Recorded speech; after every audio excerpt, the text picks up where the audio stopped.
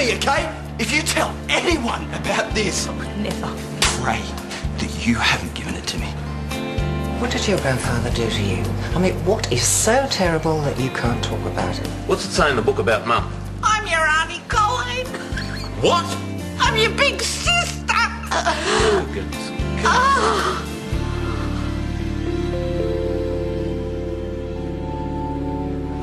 Who would have thought? After all these years. Can you make heads or tails of what Mum wrote? Yeah, well, I'm trying to. It's quite a story. March the 3rd, 1948. I, Sarah Stewart, Nate Townsend, hereby state the following, in the hope that finally the records can be set straight. I need a sherry. Maureen, can you just get to the guts of it? For the sake of posterity, I formally acknowledge that my husband, Gordon Stewart, is the true and biological father of Colleen Hickey, born 1939. Illegitimate.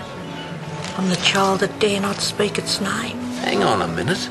Didn't Mum and Dad get married in 39? Well, it says. They were uncertain times. The men were heading off to war. Our wedding had been organised in a matter of days. But how did Colleen's mum come into it? Can you let me finish? Everyone was living for the moment, which is why I eventually was able to forgive Gordon for his indiscretion with Mavis the very night before we said our vows. Gordon told Mavis he couldn't help with the baby. In desperation, she married Merv and allowed him to think the child was his. To Ruth. That would have knocked him around a bit. Well, she got over it. I gradually began to feel sorry for Mavis and her plight, and when the war ended, I begged Gordon to rescue Colleen from her circumstances, but he refused, saying since Merv was in a bad way. Was he injured or? Dishonourably discharged, more like it. The scandal alone would have made life impossible for both families, so we remained silent. And when this time capsule is opened in 2048, anyone who could be hurt with the truth will be gone. But future generations will at least know. That is all I have the courage to do. I apologise for any pain I caused by our own silence. Sarah Stewart. She obviously wasn't counting on an earthquake. Stone the flaming crows. We really are related. This really is quite a story. Do you mind if I take it home, Colleen? Colleen? It's all right, love. We're all pretty shocked. I'm not a Hickey. I'm a Stewart. Oh, forget the sherry. Let's crack open some champagne. This calls for a family celebration.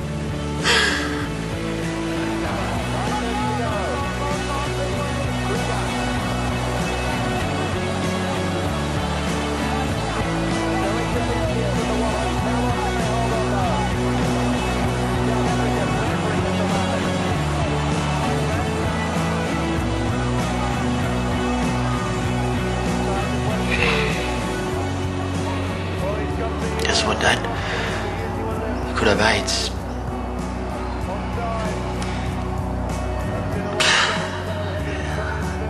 I know you don't really give a toss, do you?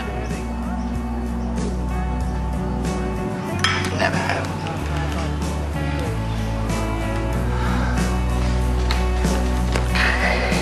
Right. Forget it, Dad. Get on to bed.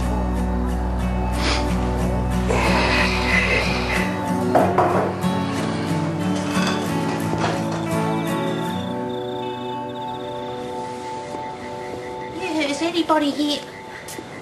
Oh, hey, Colleen. It's a bit late for you to be on the prowl, isn't it? I was hoping to find Leah. Sorry, she left hours ago. Ah. She hasn't been answering a mobile. I've left 3 messages on her home phone. What's so important I couldn't wait? Oh, well, something wonderful has happened.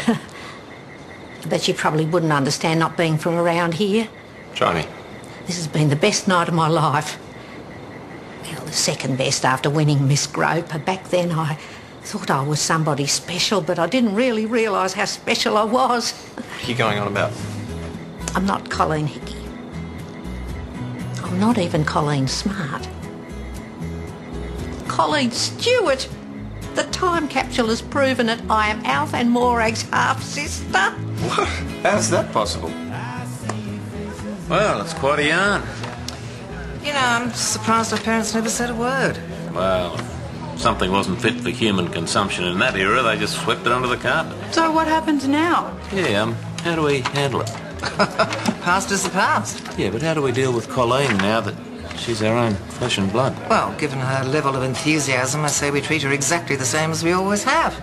I mean, if this had happened 30 years ago, it might have been possible to welcome her into the bosom of the family. It's too late now. Yeah, well, what do we tell people? Oh, I'm quite happy to let Colleen make the explanations. And as far as I'm concerned, I'm going to lie as low as possible until this is all over. Well, if you're doing that, I'm going to hitch the van up to the ute and head for the bush. Now, that's a bit extreme, isn't it? No, I was thinking about doing it anyway once Sal left.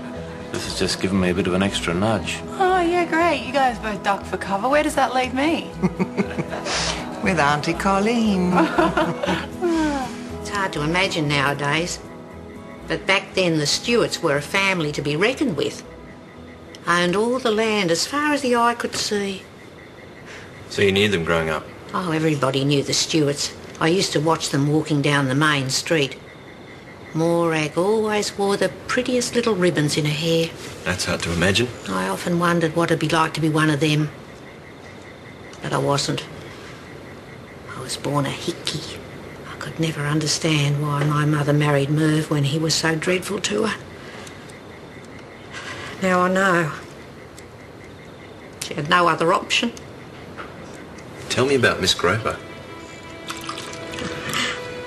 Oh, it was a magical evening. Of course, I didn't think I had a chance of winning. Joy Fox and she was the one to beat. But then they announced my name, and suddenly I felt the spotlight upon me. And the applause. I'll never forget it. Standing on that stage, I felt as if life finally had something to offer me. The future looked so much rosier.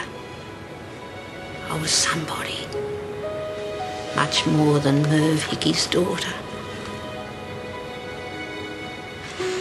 If only I'd known then who I really was. I'm sure your real dad was proud of you, even if you couldn't say it. Then it was all over. I kept waiting for life to fulfill its promise. It never did. All it offered was a father who drank himself into the grave and a husband who cheated. I sometimes wondered if life hadn't played a cruel trick on me, building me up just to cut me down again. Life has kept its promise. Tonight, the time capsule. I suppose it has. Alf and Morag will come round to the idea, won't they? Oh, of course. Just got to give it time to sink in. Well, I think we should have a toast. What do we drink to? It's too late to change the past. So we'll drink to the future. To you, Colleen Stewart. Colleen Stewart.